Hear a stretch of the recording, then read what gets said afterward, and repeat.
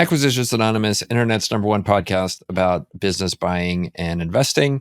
I'm your co-host, Michael Girdley. Today, Heather and I reviewed a deal that she found on Vancouver Island in Canada. And then we went into a bunch of cool rabbit holes to talk about that deal, who should buy it, and whether we liked it or not. So stick around to find all that out. And here is the episode.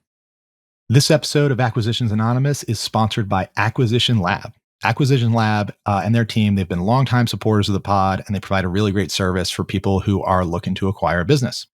So it's created by Walker Diebel, who's become a friend, the author of Buy, Then Build, How to Outsmart the Startup Game.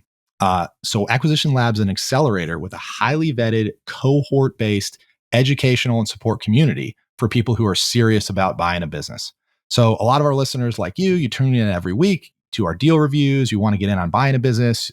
You're on this podcast because you're trying to learn how to buy a business. But if you're not quite sure where to start, Acquisition Lab is a great place to start. So they exist to help people buy a business and to navigate all those complexities of the process, everything you hear us talk about on the show. They provide a proven framework, tools, and resources that support you all the way from search to close. They do it. There's a whole bunch of educational material and support. So if you're serious about buying a business, check out acquisitionlab.com, or you can actually email the program director, Chelsea Wood, directly. Her email is chelsea@buythenbuild.com. Heather, good morning. Good morning. I see that I'm outdressing you again, which is what I'm trying to do. So it's not difficult. Okay, so I have some news for you. Ty, who is our general manager of the podcast, he did a study of the hosts, and you and I turned out to both be winners, but in different competitions. He counted which hosts have showed up to the most episode recordings, and guess who was in first place? Probably me. No. You won a different prize. I won this. Okay, that was you. Because I got a head start on you. Oh, you did. That's right. Then there was a second contest, which was who has had the best attendance rate since the summer, and guess who won that? I won. All right. By far. I've been showing up. I've been working. What have you guys been doing? Come on. Well, I'm here all the time. So I was in second place on that too. So anyway. All right. Well, I feel good. This is a good way to start the morning then. Well, you are always a winner in my book. So you brought a deal. So let me share this, and I think you're going to share it with us, and then we can poop on it like we do on everything else. Yeah. This one is from Deal Builder. So really, I love the way they list their listings, by the way. So we'll get to that, but I think they do a nice job. So this is a profitable disaster recovery and restoration business. It is in Canada. It is listed for $2,530,000 mid-North Vancouver Island. Weighted revenue, this is what some of the things I like, $4.4 million. Weighted SDE, $560,000. Weighted adjusted EBITDA, $440,000. Asset value, $313,000. A locally owned and operated disaster restoration company on North Vancouver Island has been a steadfast presence in the community for over 2 decades. During this time, they have garnered a strong reputation for their exceptional service in aiding homeowners and businesses in the restoration of their properties following calamities, working closely with various insurance companies. Heather, can I ask a question? Yes. What does weighted revenue mean in this situation? This is a new one to me. When we scroll down, you're going to see, because they actually show you the math, which is something that some listings don't really do. Okay. But they're going to show us. They're going to show us what they mean by that. So I just think it's kind of a cool concept, like the way they're being a little more transparent with numbers. Okay, so to continue on, the company's commitment to its clients is unwavering as they provide round-the-clock emergency services with live answering support, ensuring a rapid response to all urgent needs. Their extensive service area encompasses locations such as Campbell River, Quadra Island, Powell River, Cumberland, Mount Washington, all kinds of places I don't know. Sorry, they're all in, it goes on and on in Canada. With a deeply rooted presence in these communities, the company is deeply invested in helping its clients when they need it most. One of the company's standout attributes is its dedicated and experienced team. Many of the employees have built their long-term tenures, which is a testament to the company's commitment to fostering a stable and skilled workforce. Their strong reputation has been primarily driven by word of mouth referrals, showcasing the power of their exceptional service as their primary marketing strategy.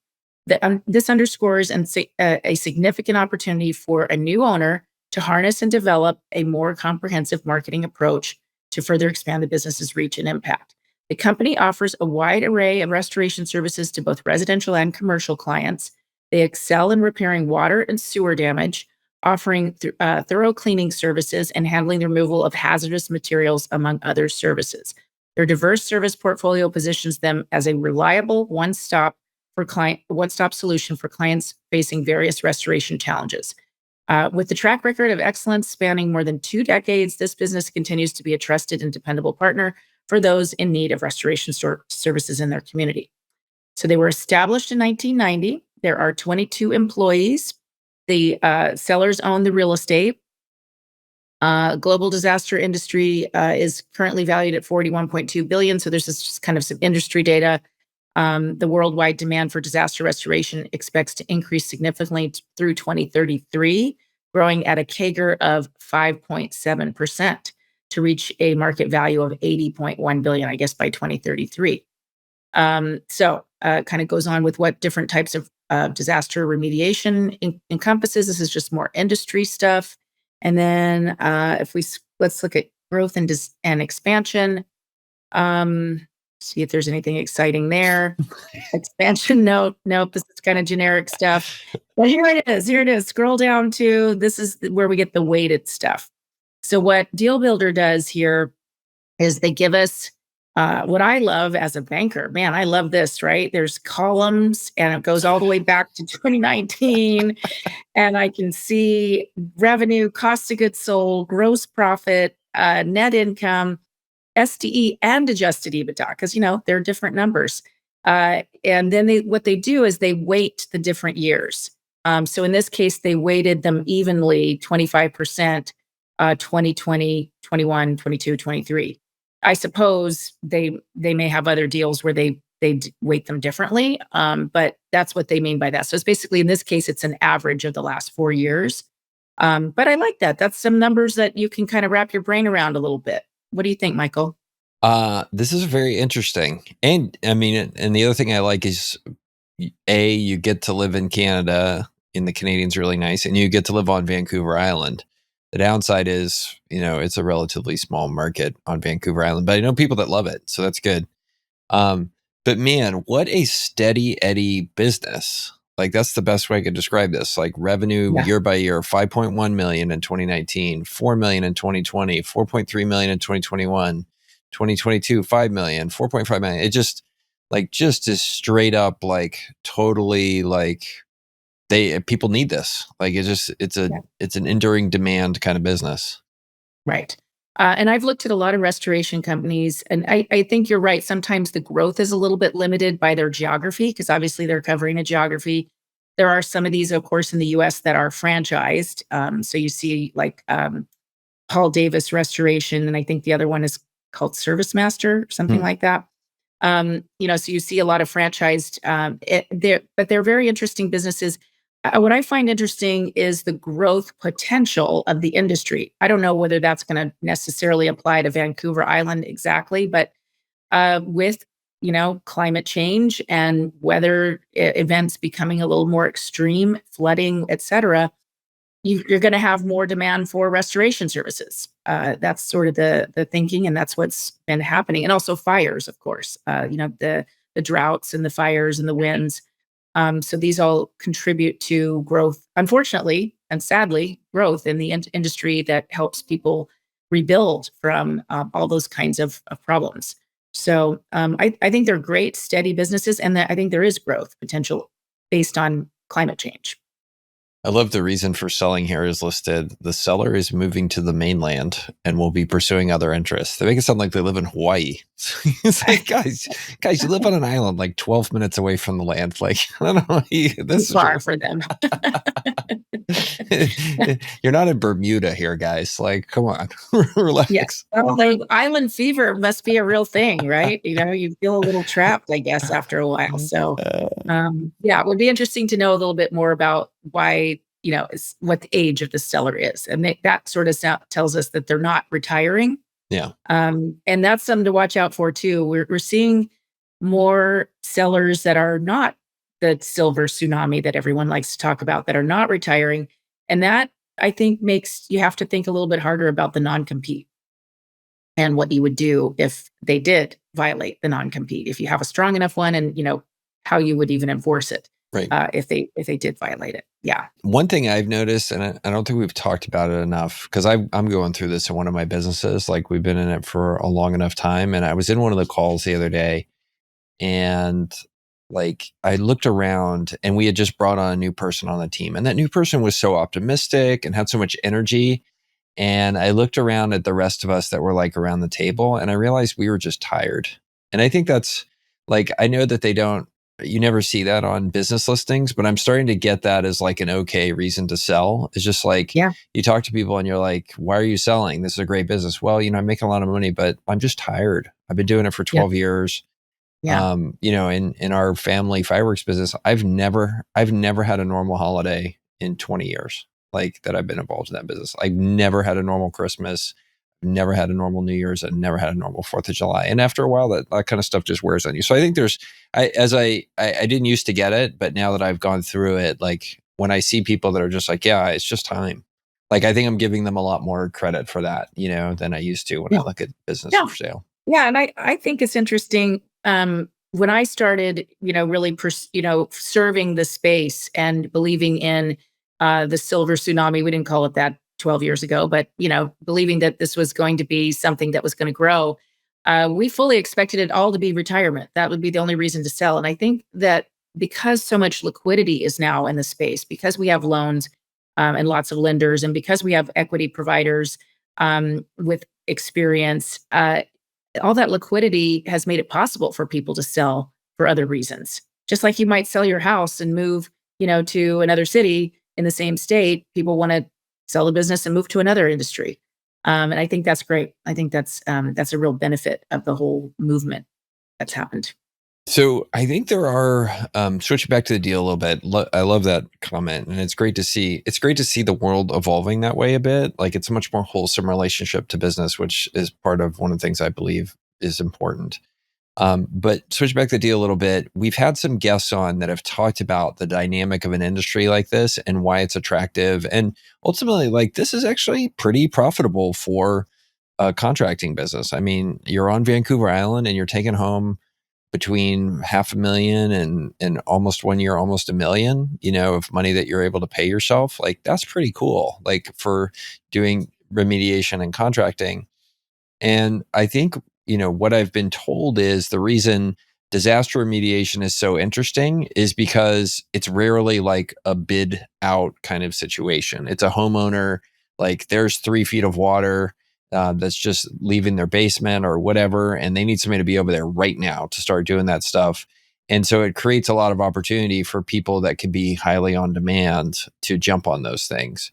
And so we talked to some folks that were, I forgot which guest it was, but it was several hundred episodes ago, but kind of talked about that dynamic that because somebody needs it right now, is kind of like here in San Antonio. I call it the August factor for air conditioning. Like, if your air conditioning goes down at 3 o'clock on August 20th, you'll survive.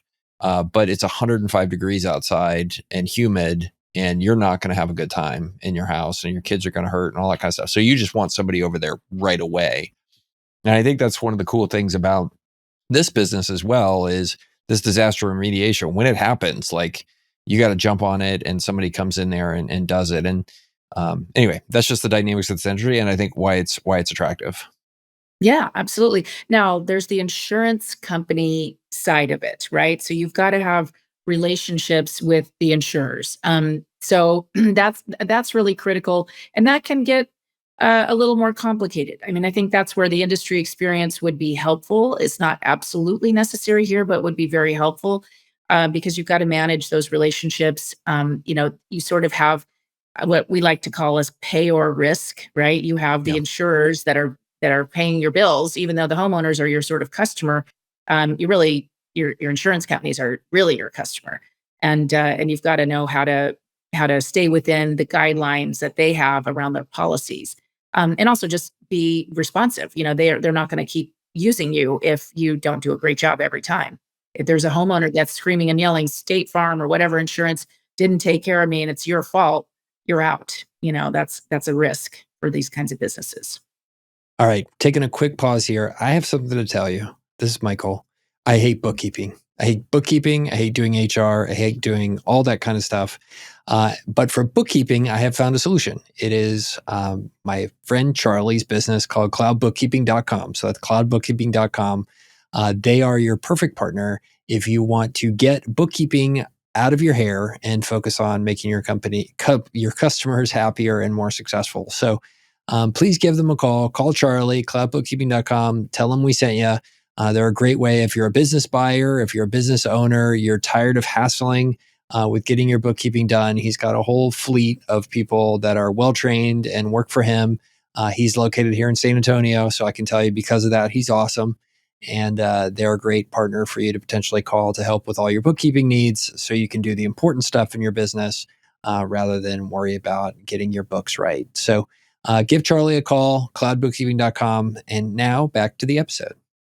Yeah, and then for us as American buyers, let's talk about the maple syrup in the room here, which is this is a Canadian business, and they're very similar to us stupid Americans in culture, but Vancouver is much more European and does stuff.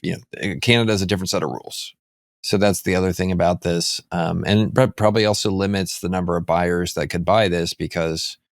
Man, like an American, like I'm just thinking to myself, like a dumb Texan buying this business on Vancouver Island, like, oh boy, like, so that's a limited set of buyers there, and also just a different rule set. Like, I feel like if this business was in San Antonio, like I know what the rules of the road are really well, and that gives me an advantage in buying the business. This, like insurance, I don't even know who the insurers are in Canada. It's an interesting dynamic. And the lenders, so as an SBA lender, I can't tell you how many times I've been approached by people saying, well, I'm a Canadian citizen. I can't get an SBA loan. Do you happen to know, is there any bank in Canada that does something similar? No, they don't have the same thing. So it's kind of another comment on how lucky we are in the US to have the SBA program and the liquidity that it provides. It's a lot tighter for credit in Canada, is my understanding. Right. There's, bigger banks, not so many small banks. And, the credit to get a loan on this, you have to bring in a lot more equity and have maybe more experience, that kind of thing. People do not appreciate how business friendly America is with stuff like SBA 7A. Like that stuff does not exist in other markets. And then like the loan guarantees or the just the whole thing, like it is so business friendly here. And like I look at people trying to buy businesses in other countries, they're like, yeah, we don't have any of that stuff. I'm like, what? Like, do you know how easy that makes it that the government like basically underwrites, the transition of small businesses from one small business owner to another and makes it easy so those things just don't die or like, languish. And you look at what happens when you don't have those things. You have company like Mexico is an example there, right? And like you're either the only way you're getting like a good banking relationship there, for example, is if you're like a super big corporation and then really well established, your family's had money forever, or like if you're like a regular schmuck selling stuff on Mercado Libre, which is the eBay there, like good luck. Like there is no credit for you. There's nothing in between an SBA and all that kind of stuff. It just doesn't exist. So. Yeah, I'm so thankful for the SBA. Not to mention because they gave us PPP also, but I'm so thankful for them.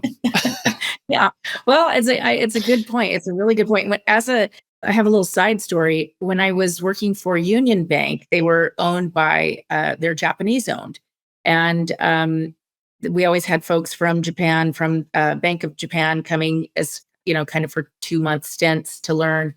And I was out to lunch with a bunch of them, and I was saying, "Oh, well, what I do, you don't have. I'm sure you don't have that in Japan. I do these government guaranteed loans." And they pulled up their phone and like had it translated to English and like put it in front of me and said, "No, that's what we have too." Oh wow! So Japan. So I learned something that day that Japan is the only other country I know of that actually does have a program. And in talking to them, it sounded like every single small business loan under, a certain size company, every single small business loan is government backed Yeah. in Japan. But it kind of makes sense the way Japan works. The story over there is actually really interesting.